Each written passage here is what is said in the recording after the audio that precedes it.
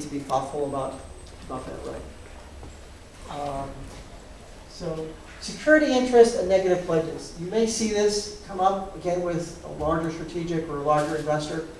Generally, the convertible note deals we do are non-secured, no security. So what happens is when notes mature or there's a default, the note holder can't foreclose on your assets. Like they can't take your house with a mortgage.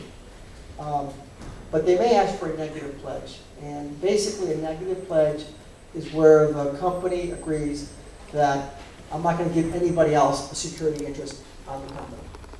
So we have no security interest, which is what you want to be. But the thought is I'm not going to give Nick a security interest, the Christian one. That would be unfair to Nick. So if I'm going to give Christian a security interest, everybody gets a security interest. All right. Last thing, most favored nations clause. You see this quite commonly, especially for early rounds. It's in the forms for Series C equity rounds too. And the whole idea is that your early investor is always scared that the next investor is going to get a better deal. So the most favored nations clause says whatever deal you're going to give to the next person, they have to have a similar deal. And that's quite common. You see that clause in there. And if I'm an early stage investor, I want that clause in there. Any questions on that? Or? So, hypothetically, if a company is operating and it's going along, and it's been 10, 11 months since they've raised money, and the investor, one of the pool of angel investors is not liking what he's seeing, and he simply call the note and essentially, pull out the rest of the money that is remaining in the bank accounts of the company. So the investor would not be able to just pull his money out unless you have a default, and even then he can't do that unless he sues the company. So take a step back. So if you have an investor, with a note holder, it's a contractual right, and unless you've given them that right to do that up front, they just can't go in and take the money out of your bank account. Well, no, say they call the note. They want repayment. So you have maturity, right? So you've got 2 years. And if the note is unsecured, they could go through the legal procedure and sue you to try to do that. They could do that. If it's a secured note and you don't have a provision that you can force them to convert to common, then they could go through that process and try to foreclose on the money that's left. Typically, can they do that prior to the maturity? No, unless that would be very unusual. The only time I can see that is if you had some type of other default, if you've given them a negative covenant. Just say you have a negative covenant that you're going to not change your business model. Just say hypothetically, we're going to do one business, and they give you $100,000 to do that business, and they have a covenant that says you can't change fundamentally that business without their consent, and you just pivot, and now you're going to be doing something completely different. That would be a breach of that negative covenant, and they can try to foreclose on that. Very unusual that would happen, but the lawyer could see possibilities. That's why knowing who your investors are and keeping them close is really key. Do you ever see minimum investment size in the convertible note? Like a 25K minimum investment? It just depends. I don't like little investments. We're going to talk about managing your investors in a second. A lot of little investors are hard to deal with. You don't want to have 5,000.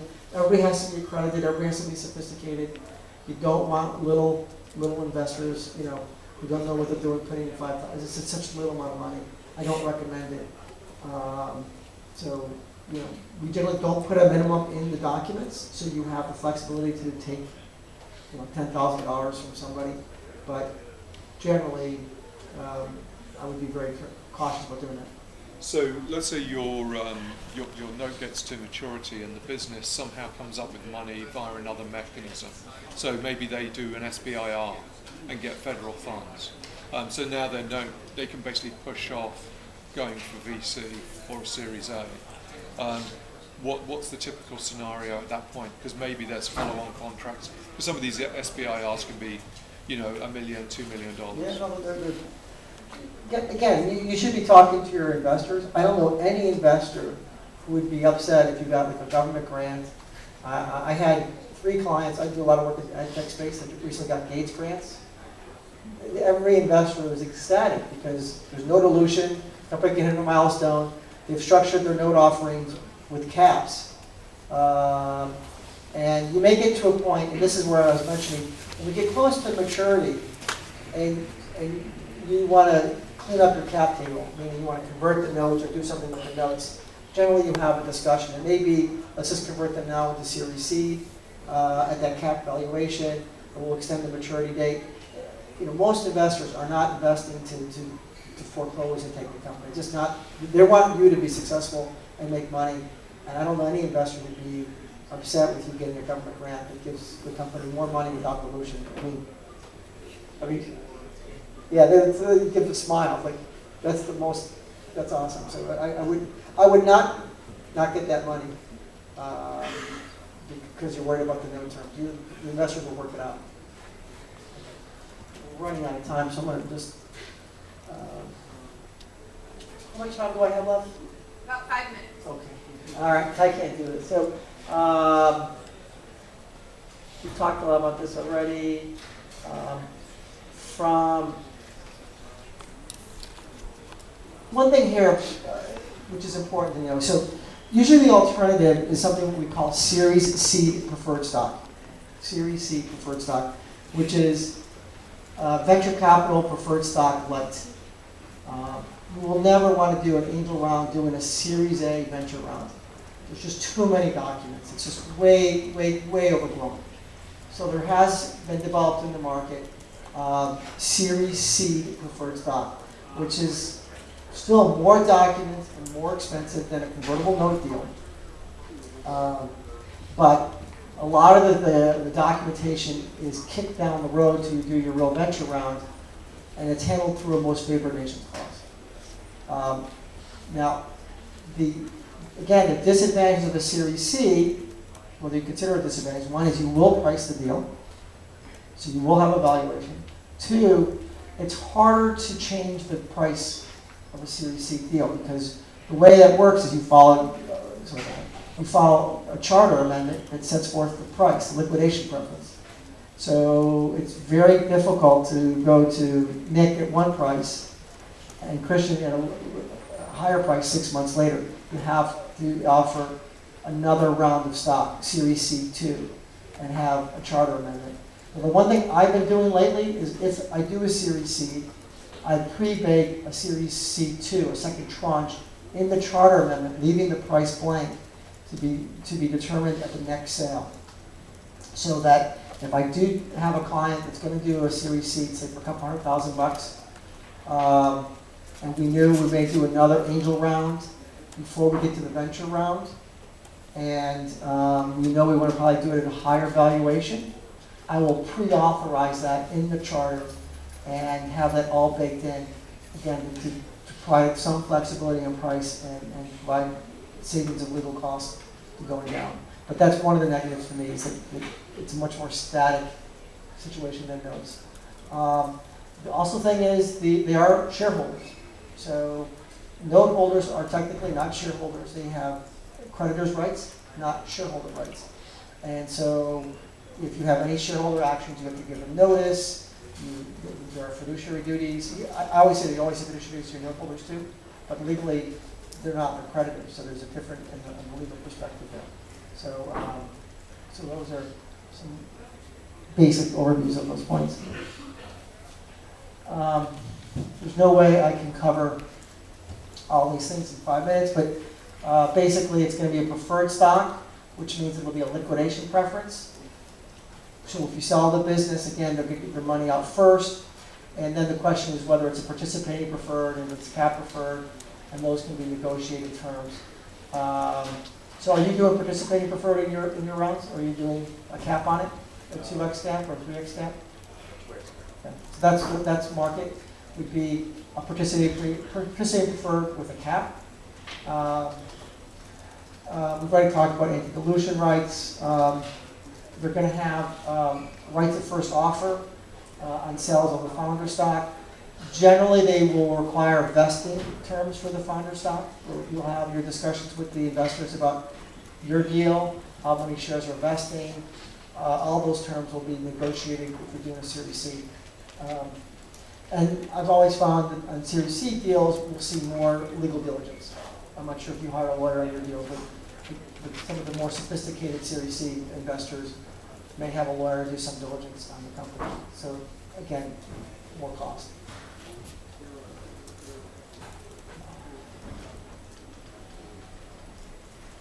I'll talk about one right here that you may or may not see, something called the drag-along right. So not always common in a Series C, more common in a Series A, and I tend to fight it on a Series C, but the drag-along right is a right of the investors to basically, upon certain approvals, force the company to be sold. And these are often heavily negotiated rights. From the founder's perspective, you want to have control over that. So usually the majority of the board and the majority of the common, you get those two terms, then the founders will have an ability to control that, and then the right is fine. So you can make sure that if you've got one shareholder who doesn't want to sell, you can force them to sell. But there are terms where investors want to control this right, and if that's the case, then you will want to have a good period of time, 5 years, to execute on your plan before they can cause the drag along. For the drag along right, it's a pretty important right to watch out for. So managing your investors. I always like this slide. It's like cats and dogs. I mean, it's really hard. And to me, you've got to pick your investors carefully. They are going to be your partners. We want to make sure that if you do raise angel money, you're only raising it from accredited and sophisticated investors.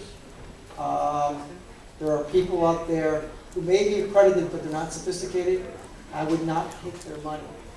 You've got to have people who understand what they're doing and understand they can lose every penny. Because if you take somebody's money who doesn't understand what they're doing and you lose their money, it could be a very big problem. Family and friends. Again, you could lose a family member or friend if you take their money and lose it. So they have to really understand, early stage. You hear these stories, about companies, Instagram, 1 year, $1 billion. It doesn't really happen very often. So they have to understand the likelihood is you will fail, they will lose their money. And are they okay with it? If they say okay, then you consider it. We can if you want, to email me, or we can have them posted on our website too. We can do that. We already talked about information flow. This is one thing I do think is really important by utilizing investors' ecosystem. So if somebody's invested in your company, that means they care about your company. They're a great resource. And so I always have entrepreneurs who will close around and then don't communicate with their investors, don't use their investors well. And I think that's, especially at these early stages, you have to, use those investors, leverage their assets, and they have connection with potential employees, other investors, companies, even if they're not on your board, routine meetings with them. Most investors, they care about their investment. They'll be more than willing to help. And the last, I usually have a slide of an elderly lady drinking and said she's going to give you her retirement money. Said, I've just put my retirement money in this startup company. You don't want her money. Anyway, I'll be around for another 15, 20 minutes if people want to have more questions. I think I'm out of time. Thank you for your patience, and appreciate everybody for getting up so early in the rain.